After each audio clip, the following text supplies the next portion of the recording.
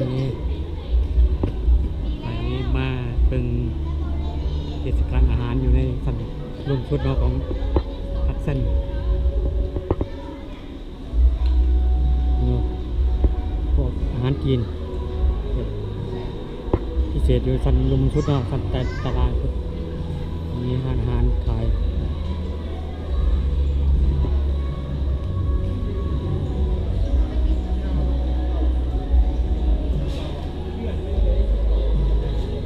ไข่หมึกทอดโอ้อาหารแซ่บกันอาหารนี่แซ่บๆเนาะนี่ก็แล้ว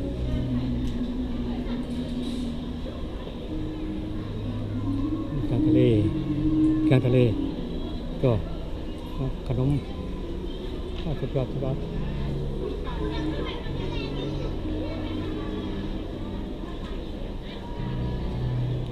รื่องกระบอกแป้งครับ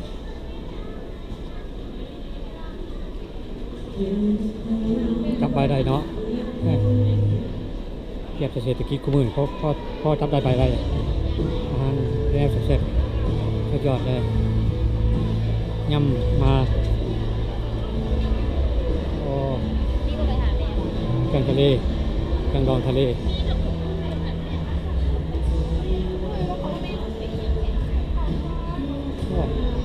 เห็นควันมา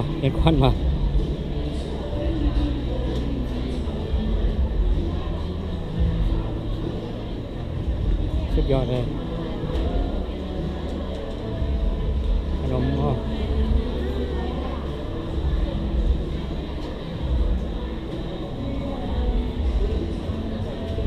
ขนมเมืองคาวางโล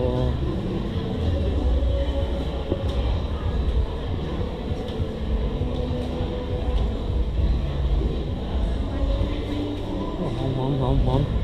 โอ้โหว่ามันเขาพี่ถุงหอมมาดิงามมาหอม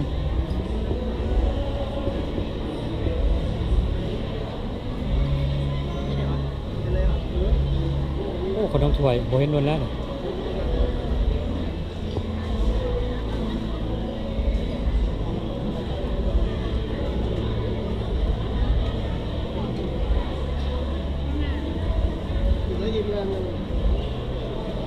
สุดยอดเลย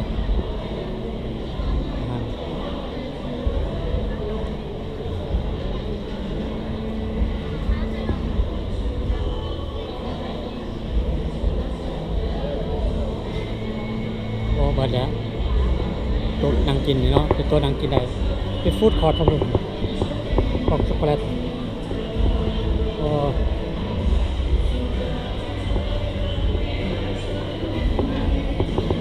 หลายแถวเนาะ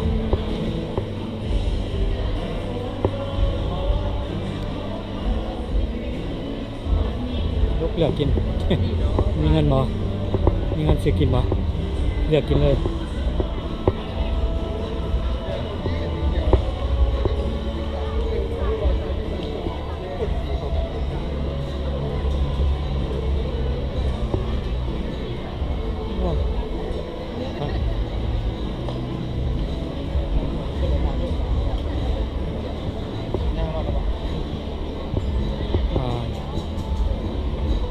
ซูชิก็นี่ครบเลย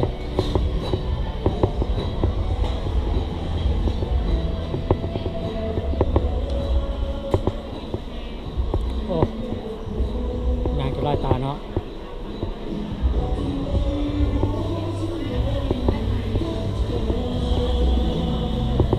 งานเฮ็ดจนฮอตคือว่าเฮ็ดจนฮอตกูจีนแล้วปะนี่ผู้ชม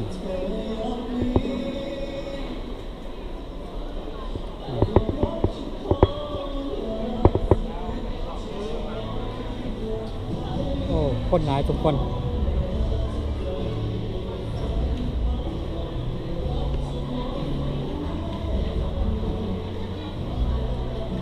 อาหารมดทุกแบบใครอ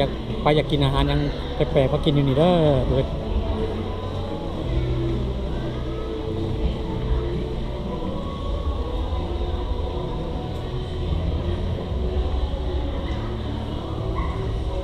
ใครลูกครับ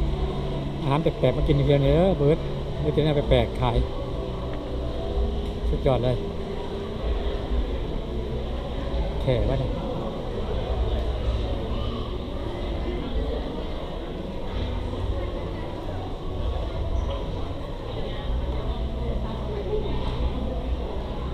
โอ้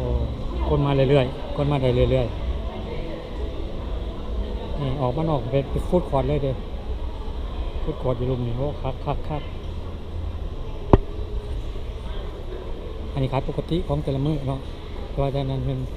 ร้านอาหารพิเศษเป็นจัดพิเศษเนาะก็พาท่านพักเนาะขอบคุณเด้อ